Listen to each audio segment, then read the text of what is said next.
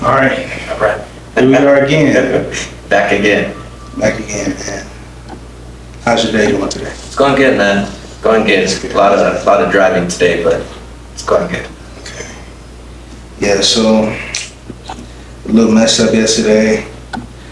You did a really good interview yesterday, and I'm not expecting for the fire to be there, because you know how it is. Yeah. That first take is always the best one. Yeah. But, essentially, man, it's your life, and you know what I mean. Yeah. You're always gonna be able to tell your story. So, and you got the little man here, so he's here today. So so he has a little more dynamic to it. Cool, man. So, who are you? Who am I speaking to right now? my name is Vince Beretta, and I'm 37 years old. Okay. And what gym do you work out of? I train out of a City Different Jiu-Jitsu here in Santa Fe, New Mexico. We've been open 3 years now. Okay, cool. And are you from Santa Fe, or where are you from? No, originally I was born in Tyler, Texas, and then moved around in the Dallas area. And then from there, when me and my sisters got adopted, we moved to El Paso, Texas. And then I moved out here to Santa Fe, New Mexico, I want to say 2014, April of 2014. And was up in Colorado for about a year. And then I came back, and then that's when my jiu-jitsu journey started at another gym. Okay. So I did not catch that you said you were adopted yesterday. Yeah. Was the other guy that was in here, was he adopted too? No. He wasn't? So that was you? Yeah. Okay. I look different in the light. So how was it? How old were you when you were adopted? So I guess the process started like when I was like 2. We were taken away from our biological parents when I was like a baby, and we're in foster care. I remember until I was 4, and the family originally only wanted to adopt me, but the state basically told them that, I'm a package deal, that I have 2 siblings, and it needs to happen together. And so we moved to El Paso when we were 4, or when I was 4. My other sister was 5, and then my oldest sister, she was 7 or 8. I think 8. Do you remember anything about the family or the process? Or No, I don't remember anything about my biological family whatsoever. Or your new family? Well, my foster family,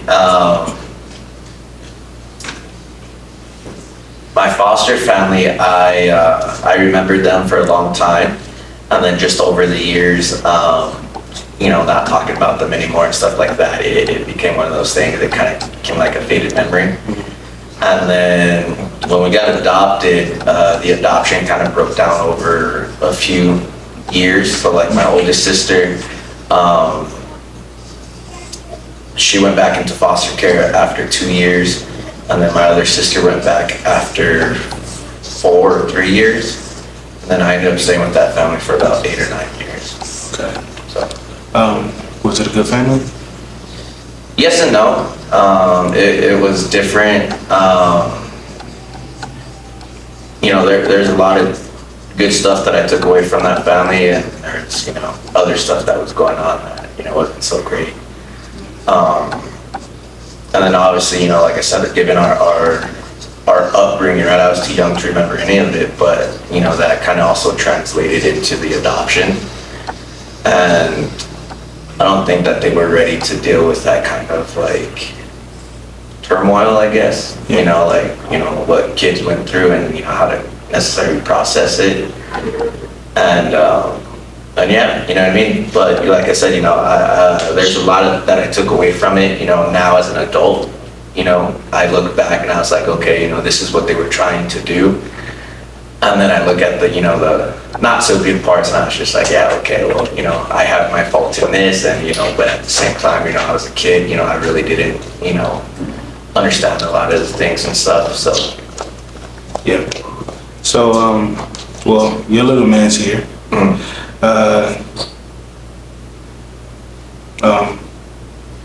How did that affect, any, if it did, you as a father now? Does it have any effect or? I think, like I said, for me is because I had like a father figure, through my adoption. But then like when I needed a father figure, like in the year, like I guess the years that I really needed guidance, I didn't have that.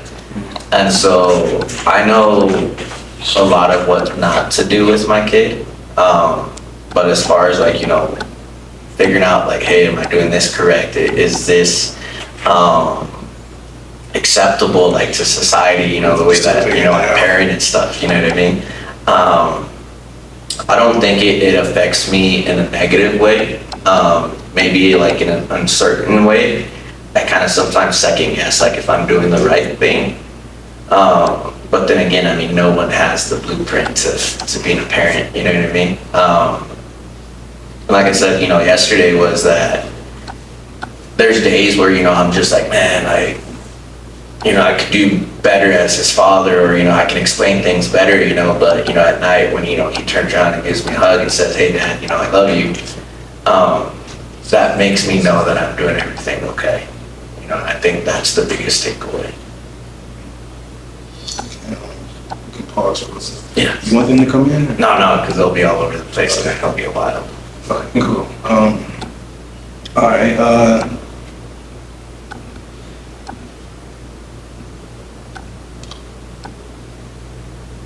What, well, going through all that, what led you to get into martial arts? Well, starts like when I was a kid. Like I was a very angry kid, and so they didn't know what to do with me in foster care. So they kind of just put me in a bunch of different sports, and then finally, I ended up finding wrestling at a young age, and that's pretty much the only sport that really stuck. And I did that, as a middle schooler, in high school, a little bit outside of high school. And then when I graduated, I was just like, well, what do I do now? And then I moved out to Odessa after high school, and I found this gym that I started working out at. And there's a random, like, little flyer saying that they needed sparring partners. And I went upstairs, and they had like a ring, they had mat space, and I was just like, hey, I used to wrestle. What do you guys need help with? And they're like, we just need bodies. And so my first trainer was Randy Hines out of Odessa, and he kind of just got me into it. He took me under his wing and started from there. How has martial arts helped you in your life? In a weird way, it's like therapy. You know what I mean? Like when I used to do MMA, like as weird as it sounds, it's like getting punched in the face was just like a very humbling experience. You know what I mean? And as humans, I think we're wired to like, hey, we're very prideful. Like I'm the top dog. You know what I mean? And then you go in on a sparring session, and all of a sudden you're just like, what the hell just happened? You know what I mean? I remember when I first started training. There's a 14-year-old kid that just used to wreck me in jujitsu. They're like, you can take him down, but you can't pick him up and slam him. And this kid would triangle me and armbar me for like the better part of like 3 months until I finally decided, I was like, okay, I gotta learn something. And so for me, it's just one of those life balances. You know what I mean? Like I said, you can be like a very successful person, and then you can go into a gym and you meet some kid that is struggling or has a hard life, or just anybody, not necessarily a kid, and they just wreck you. You know what I mean? And it's a balance. It's just one of those things. And so for me, like I said, it all comes down to a therapy session. What's up, kid? What? Yeah, they gotta wait a little bit. And so like I said, it all comes down to it just being like a therapy session. You know what I mean? It's a place where you can be having a bad day and you come to the gym and you either do really, really good, or, you struggle, or you're 50-50 with your training partners. And when it's all said and done, like, one, you're relaxed now, you're kind of exhausted, you have a clear mindset. So now if you wanted to think about your day and how you can process, whatever complications came your way, then you can do so level-headed instead of, being frustrated and mad. So. Nice. Beautiful.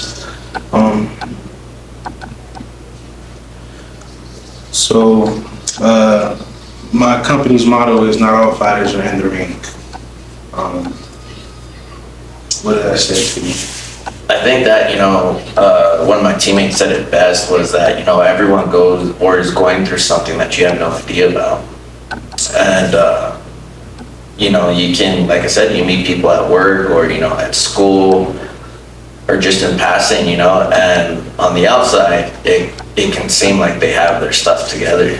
And inside, they're just, screaming or falling apart on the inside, but you would never know.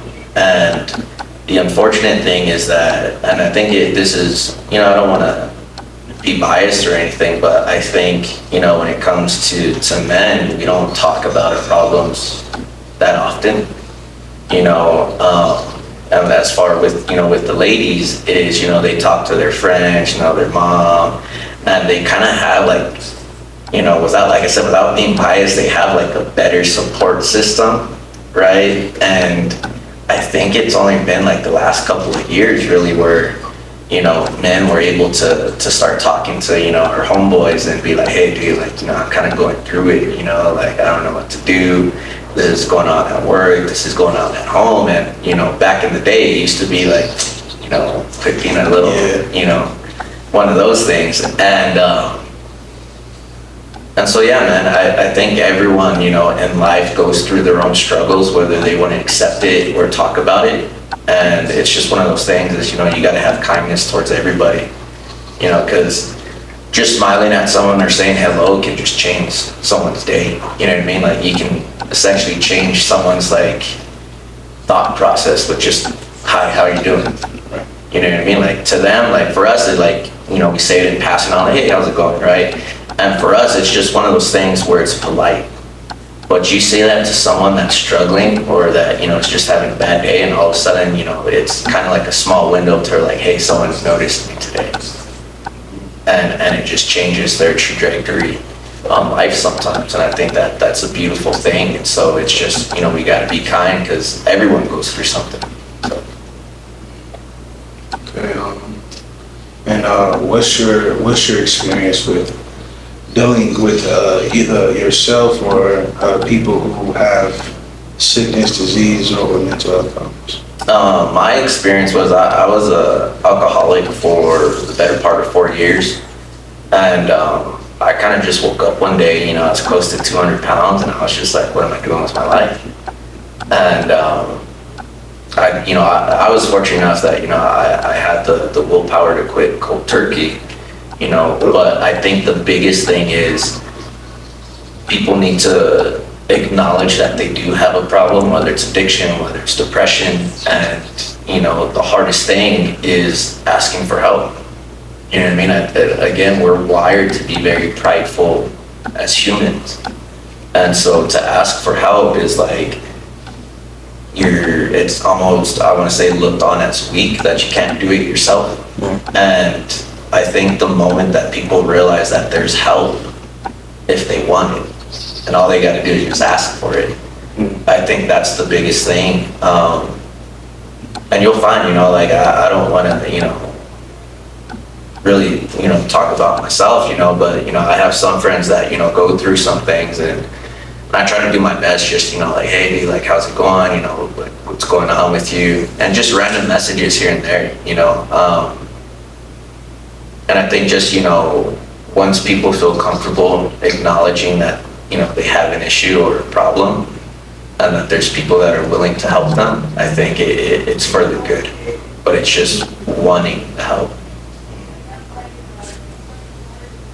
And who's the strongest fighter that you know? I would say it's two people. It's my older sisters from what they went through as kids. I was lucky enough, and I don't think that's the right word to use, but I don't have any recollection of what they had to go through or what they had to endure. growing up, and to see them become the parents and mothers that they are today. It's a good thing to see, you know what I mean? Because they have every right to be bitter and upset and, like hate the world and not do anything good. And they decided to, be the change and did a good job, raising their kids. And, they're all about seeing my son, when we visit El Paso. And it's just one of those things that that it's come full circle now. And so to see them rise up and change their life and not stick in that same cycle, like it's cool to see. So. And what would be advice you would give to people who are dealing with mental health? Just talk, whether you get a journal and you write down your thoughts and you hand it off to a therapist or to a friend, or the biggest thing is just talk to your friends. Everyone has I know we all say we have best friends, but there's always that one friend that you can talk to.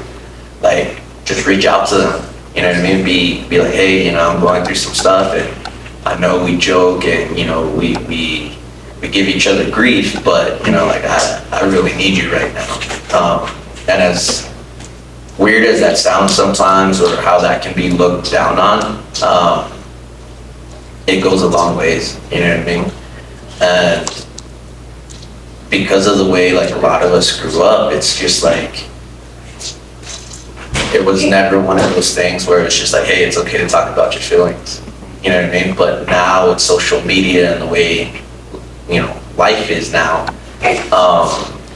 Lennox, hey, no sir, come sit down please.